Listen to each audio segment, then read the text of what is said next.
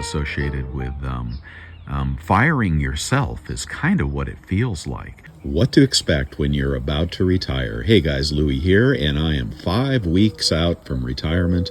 It took me until 66 and a half to basically get ready to retire. I didn't feel like I was done yet, but now I am, and I want to go through the things that come up prior to and as you are about to retire. This might be interesting to some of you.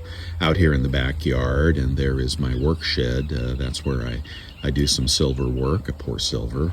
And this is the garden that I started a few weeks ago. We've got everything in pots, tomatoes, cucumbers, peppers, melons, etc. But I started some of these projects here to have something to look forward to as I exit the workforce. And that is something that comes up, is you want to be retiring to something. In my case, I'll be doing some gardening.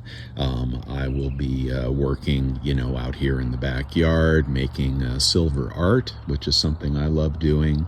I'll also be doing some fishing. Here I'll give you a shot of the reel I just bought to do some deep sea fishing. Luckily, the licenses here in California are now they're going year round. They go sequential from the month that you buy them to the month of the following year, and they're fresh and saltwater licenses. So I picked up one of those for about $69 the other day. In regard to the property we have here, we have a couple acres, and decided to plant some pine trees. These are little pine trees that are getting going, so that'll be fun to populate parts of the bottom yard. I'll take you back there in a minute. So so what comes up? Well, the first thing that comes up is money, right? We think a lot about money. We think, will we have enough? We wonder if the stock market will hold up. We wonder, what unexpected expenses will come up. I've had like tons of unexpected expenses from helping one of the kids buy a house to, we've had plumbing projects, we've had gas line projects. And I've got to buy a new car because I have been leasing all these years. And now I'm not going to do the commute anymore, so I just don't need the same kind of car I've had in the past. I'm going to get something, reliable, dependable, that potentially could last decades, right? I'm not looking for the flavor of the week any longer. I'm looking for something reliable and utilitarian. I was considering a small truck. Anyway, lots of projects. We had the solar array, which I don't know if you can see it up there, but there it is. We have a large solar array on the top of the house. We had the inverter go out the other day when we were producing over 6 kilowatts. There's some kind of an arc fault. But I had that to deal with, which I did recently, and on and on. The other thing that is an interesting feeling is when you're separating from your friends at work and when you're making yourself redundant, right? Maybe you've been instrumental all these years at your company, regardless of which level you hold in the company. But you're talking about exiting out and leaving your work behind, right? You're kind of saying, I'm done, and I'm going to leave this to someone else. Maybe you're retraining the person that is going to take your place, or you're helping them recruit for the new person. But very, very strange emotions associated with firing yourself is kind of what it feels like. And then eventually people come to ignore you because you won't be around, you won't be working on that big project. You will you can make yourself available for a phone call or whatnot, or a little bit of consulting, but you're basically out of the loop and out of the drama. and I can already feel the stress dissipating. And when you're in that routine, you don't really notice the stress, but as you start exiting, you notice as things come up, as the disaster du jour comes up, you don't have to get quite as involved in it, right? You can be a little bit more agnostic and you can give your advice. But when other people, say something that you don't agree with, you really don't have to engage in battle anymore, because it's not your battle to fight. Going back to the money, okay, well, you've got your retirement plan to sketch out, your investments, your pensions, your Social Security. Okay, you can spend a year studying Social Security and still probably not understand all the elements of. So Social Security is a big issue. When to take it and how to take it in relation to your significant other, your spouse. There are things called spousal benefits and there are survivor benefits. And you really want to look at the whole picture. I see a lot of people making mistakes when it comes to the timing of their Social Security in relation to their spouse. And so you want to not only protect yourself, but you also want to protect your spouse after you pass along. And some of that has to do with getting them the best survivor benefit. One of the things that I've looked at doing is delaying taking my Social Security until age 68, 69, maybe even 70. Because, the benefits ratchet up, I think, about 8% a year as you wait. And hopefully you live and you have longevity on your side and your family. But by doing that, your benefit will be higher for as long as you live. And then your spouse's survivor benefit would be longer as well. Most us guys don't live as long as most of you gals. You really want to assume that you will pass first, you being the man. That may not happen, but that is worth considering. One of the ways that I'm bridging the gap between 66 and 70 or maybe 69. One of the ways that I'm bridging the gap is I have some life insurance, some whole life insurance, which has just been a phenomenal blessing over the years and has cash value. And we'll be living off that, partially living off that for a couple of years just to be able to delay when I take Social Security. If you didn't have a pension, which most people, or a life insurance policy or a pension, which most people don't, you could consider, building up your Roth IRA and live off that for a couple of years prior to claiming Social Security, or you could just start taking benefits from your traditional 401k or IRA. But I think delaying taking Social Security makes a great deal of sense for me anyway. Not for everybody. If you really need the money, then a lot of people retire at 62, and you know what? The government loves you retiring at 62 because they spend less over time. Here's the cat again. Anyway, I'd suggest taking a really good look at that. The other thing is, what are you going to do for health care, right? Well, if you're an early retiree, then you have to look at Obamacare and other potential sources of insurance. And if you are of Medicare age, you have to look at Medicare. And then you also have to take a deep dive into Medicare to figure out if you want Medicare, if you want Medigap, Medigap coverage to cover what Medicare doesn't cover, or if you want to go to just a traditional Medicare HMO, Medicare Advantage, I think that's called, where your upfront fees are going to be very low, but it's going to curtail your choices when it comes to actually picking a provider or a specialist. So all those things are important. I haven't really decided what we're going to do for healthcare yet.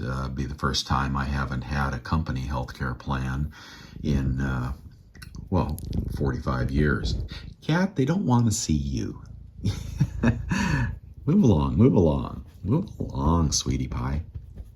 She's such a nudge.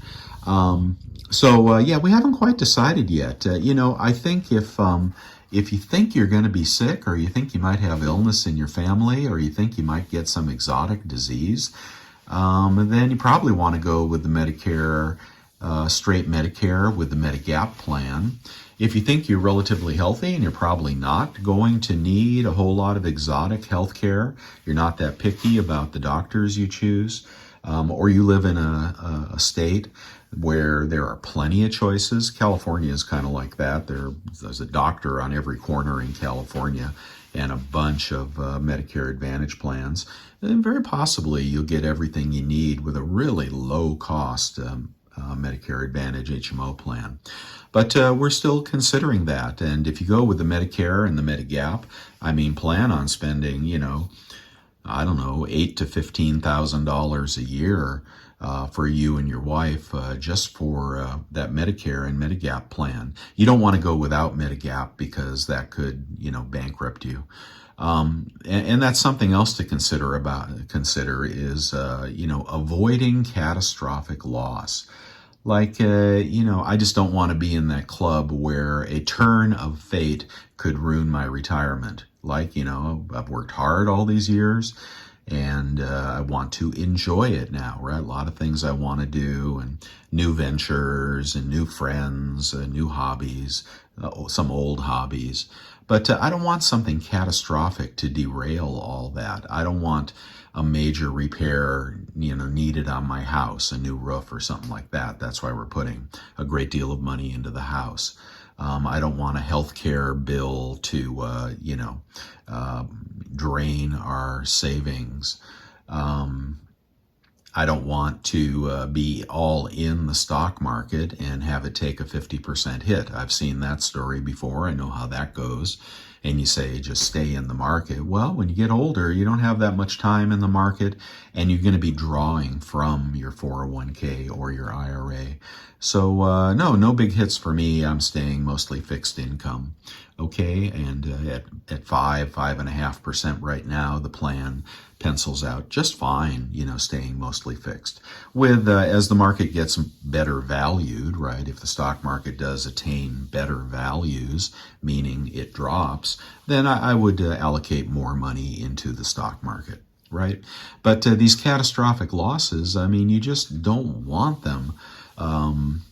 That's something that I'm working with. In regard to my financial plan, I don't have a financial investor. A financial advisor, a registered financial advisor, and maybe that's a mistake. But I feel like I've done most everything I need to do with newretirement.com. It is so robust, and you can put in all of the variables: retirement date, Social Security benefit, pensions, 401k, IRA, work history, investment returns, optimistic, pessimistic, etc. The amount of money you have in various places can grow at different rates. And, your decumulation plan as well. It'll show you minimum required distributions. It'll show you taxation. So I think I'm smart enough to do that on my own, but that could be a mistake. But for $120, actually free trial right now, that has been really invaluable. And my wife says all the time, do we have enough to retire? Do we have enough? And if you don't have a plan or a financial model, then you can't say with certainty, yes, we do. But I'm able to talk to my wife and say, yes, we absolutely do. We absolutely do. The plan works. Let me show it to you. I print it out on paper and show her how, basically we'll be living off the income, plus Social Security for both of us, plus the life insurance, etc., and some other small stuff. But it shows you how the distributions do not totally eat away at the principal value. And you get those charts that are very reassuring to help you to retire when you ought to retire, not just keep working because you're unsure. whether you can actually make it, or you want to be so topped off that actually you would never feel comfortable retiring. You just, that feeling of having enough money and having money for unexpected expenses. But when you have the data to back it up and it's based on sound assumptions, I think you can feel more comfortable in getting out of the workforce. And what what a delight that is to get out of the workforce and start thinking about the other things you want to do with your life. Part of that is whether you want to have a side hustle of some time, a part-time job. For me, I started a new website that is going pretty well. Passive income, right? Ways to earn passive income or even active income if you want to have some spending money. And then you've got the kids, right? What to do with the kids if they're not totally self-sufficient? How will you be helping them monetarily, place to live, etc.? I know there's a lot of that going on right now, especially if you live in an area where rent is not affordable. So I think you have to plan that into your plan, unless you don't plan on helping the kids. But, if you're going to help them buy a house, if you're going to co-sign for a car, or if you're just going to help them with expenses, or if they're living with you and, they raid the refrigerator every night and, they're using the water and the gas and so forth. So, think about the kids as well and whether they're going to need help. Then you have to think about your long-term insurance policy. Nursing home insurance. I'm not so much into that because honestly, I don't think once you go into a nursing home, I think you're on a very short fuse. So I'm not too worried about that personally. So those are some of the things that are coming up. Very, very weird to be in the last 5 weeks. And, we're having a party for me and we're talking about how I'll stay in touch and maybe do some consulting. As I said, I'm turning the car back in. It's on a lease. I've been driving an electric car, various electric cars for over 10 years now and driving for free because I have the solar on the roof and the cheap lease deals have been great and the rebates have been great. But I don't really need that anymore because I'll be, maybe going to the beach to go fishing. I'll be driving to the grocery store, taking the dog for a walk, and going to various activities. But it's all going to be around town. So I could pick up a used car, a dependable used car, a lower price car, just something, a little truck, anything that will just, be reliable and be around. I don't want to share a car with my wife. I just don't want to do that. And I don't think we need to do that. The other thing that comes up is, how are you going to spend your money? How are you going to enjoy your money? Are you going to allow yourself the privilege of taking a cruise, of taking a vacation, a road trip, an RV trip, going abroad? Those things are very expensive these days, and it does take a chunk of money to do any of these more exotic trips. But I think you want to do that stuff while you're younger and healthy, and that's why you want to plan that into your distributions, plan that into your taxable, income plan. If you have Roth or you have other non-taxable sources, you want to plan how you take that so you can give yourself those treats in retirement and take care of yourself. Health club memberships, like I said, the fishing license I just got, and other things that are going to make you happy, especially in that first 10 years. If you've waited till 66 like me, or 67, or God forbid even 70, you really want to make hay in those first few years, because when you get out 10, 15 years, you're probably not going to want to get out of the easy chair or the rocking chair. And not that there's anything wrong with that, but I would say if you're going to treat yourself with the money that you've saved all these years, the time to do it is when you retire. I don't know, maybe you wait 6 months or something, but plan that trip that you've been putting off all those years. Go see the kids, go see old friends, rent a cabin in the woods, and get together with people you haven't seen in a long time. I think that just makes a lot of sense. And hopefully you have enough to be able to do that. Hopefully, your retirement can be good. You want to pay off the mortgage on the house if you can. That's something I'm still struggling with. But, reduce your expenses. We recently converted to propane in our house. That's reducing our expenses dramatically. Like I said, we've got the solar on the roof and Tesla wall batteries so we can store our electricity and not be subject to these crazy new plans that Southern California Edison has in store for us. Virtually off-grid. Next project would probably be water storage. Get some of those 500-gallon tanks and store water because it's becoming very expensive. But reduce our insurance. We are well insured. We probably don't need to be that well insured. And look at ways to cut costs and cut expenses going forward. So that's all the things I'm thinking about. 5 weeks away and looking forward to it like crazy. Also trying to navigate, how to exit gracefully, how to clean up my office, how to transfer projects and not leave a mess for someone else. That's a lot of it too. I just got stuff at the office you wouldn't believe. So that's all going on. And what's going on with you? All right, if you're sneaking up on retirement or you're recently retired, how did you get through some of these challenges and how did you plan it out? Did you plan it out, meticulously, a financial plan, a life plan, etc.? Or did you wing it? Did you just go for it and just hope everything worked out? Are you in the stock market and you're pretty happy right now, I imagine? But, what happens if the stock market crashes? Have you thought about that?